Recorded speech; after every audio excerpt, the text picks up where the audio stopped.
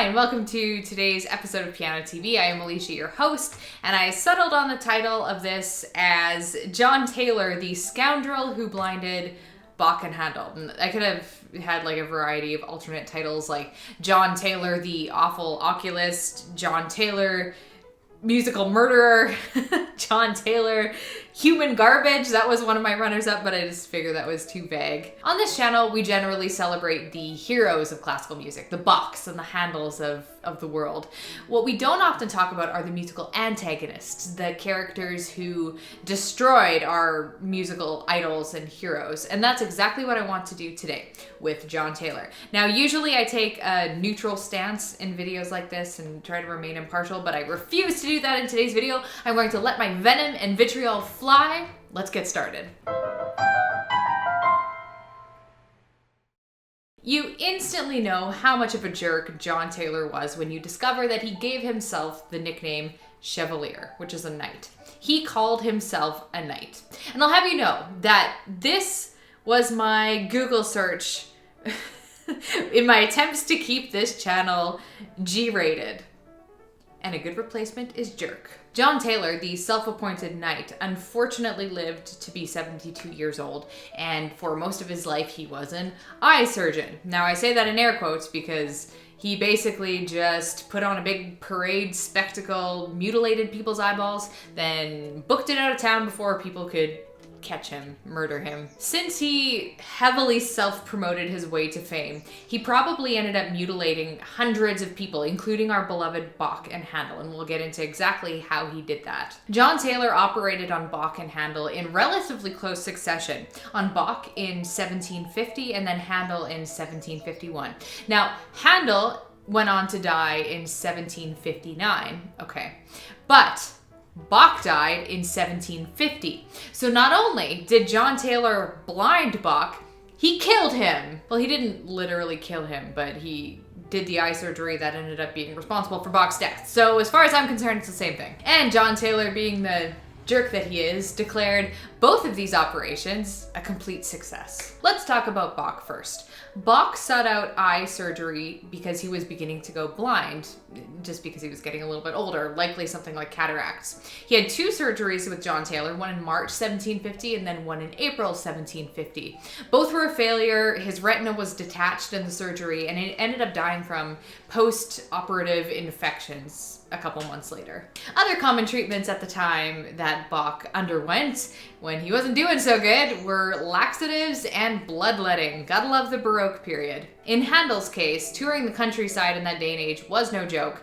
He ended up in a pretty severe carriage accident in 1750 in the Netherlands, which caused one of his eyes to go a bit wonky, likely cataracts, which he called upon John Taylor to perform surgery on. And we all know how well that went. Well, it actually went better than Bach because he wasn't killed from it. Anyway, about a year after the surgery, Handel was almost entirely blind. He was still able to perform music because he had an excellent memory, but he had to have people help him do pretty much every basic life task for the next 8 years of his life. Let's break down this procedure a little bit.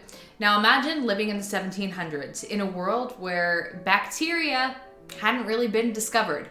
So getting a surgery was an incredibly dangerous procedure because no one knew about bacteria. At the time, to get rid of cataracts, I'm gonna have to look at my notes for this. Oculists would do something called couching. This basically meant using a small and sharp hook to dislodge the eye lens to remove the cloudiness, which would then allow light to re-enter.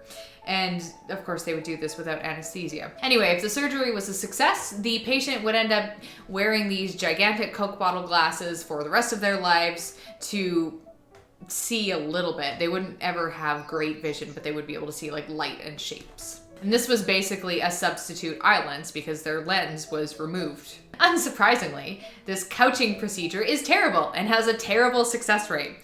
Some small minority of people might be able to see a little bit, like I said, a little bit of light and movement, but over 70% of people who get the procedure are blind. Of course, these kinds of statistics weren't available in the 1700s, but at the same time, Bach and Handel would have been aware of some risk. It's not like they were, big dummies. But what probably ended up happening is the benefits were heavily overstated and the risks heavily understated. So they probably figured, okay, this is a risky procedure. I might end up blind, but it might end up working really well and I can resume my normal life without knowing that there was a way better chance that they would just go blind. Now at this rate, you're probably thinking, okay, that sucks that Bach was basically murdered and that Handel went blind and the eye surgery was botched, but this is a dangerous procedure. So, I mean, can you really blame John Taylor? Like, you're just an eye surgeon doing his job just like other eye surgeons, right? Well, John Taylor would have been what we call a narcissist. He had a strong ego. He thought he was just the absolute best. And to paint you a picture of this guy, his touring coach, and yes, he toured. He was a traveling eye surgeon. It was something that you could imagine in like a traveling sideshow. It had paintings of eyeballs on it, and the motto, which I'm not going to read in Latin, but I'll put on the screen, basically translates to, "He who gives sight gives life." That's like a pretty godly proclamation about oneself. He would perform surgeries publicly, like some sort of twisted Baroque era reality show. And then he would get out of town before the patient had time to take off their bandages, because they'd have to leave bandages on for, I think it was about a week. And by the time they did and realized they were completely blind, John Taylor would be nowhere to be found. Also, I find it strange that before he did these really public surgeries, he would give a long self-promoting speech like he was an orator, almost like a Baroque era infomercial for himself. Now, there's so much that makes John Taylor just an absolute clown, but what really takes the cake is that he knew that he was blinding people and he kept self-promoting and doing it a whole bunch anyway.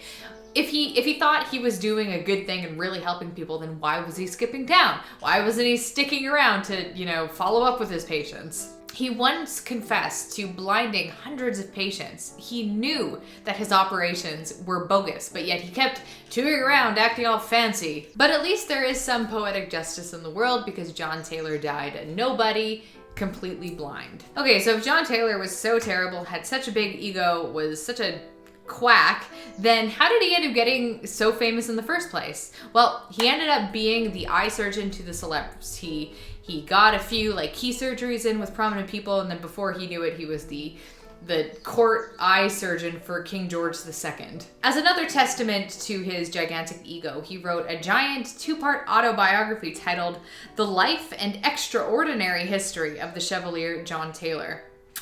And just so you know, I refused to look at that book for research purposes. I thought about it and I was like, no, not even gonna give this loser the time of day. And besides, I think the title tells us enough about what a jerk John Taylor was. So now, my friends, you know the truth. Bach and Handel put their lives in the hands of a madman, the hands of a man who was terrible and awful, and we can all collectively hate his guts, especially for murdering Bach, because think about all the wonderful music that was never written. Bach is basically the Baroque hero, one of the most well-known composers of all time, but I don't need to tell you that. Anyway, thank you so much for watching today's video. I hope you had fun with it. I did. I know I did. Anyway, please subscribe if you haven't already, and you can give this a thumbs up if you enjoyed it. You can also hop on over to the cards at the end of the video and visit me on social media, including Patreon. Catch you next time.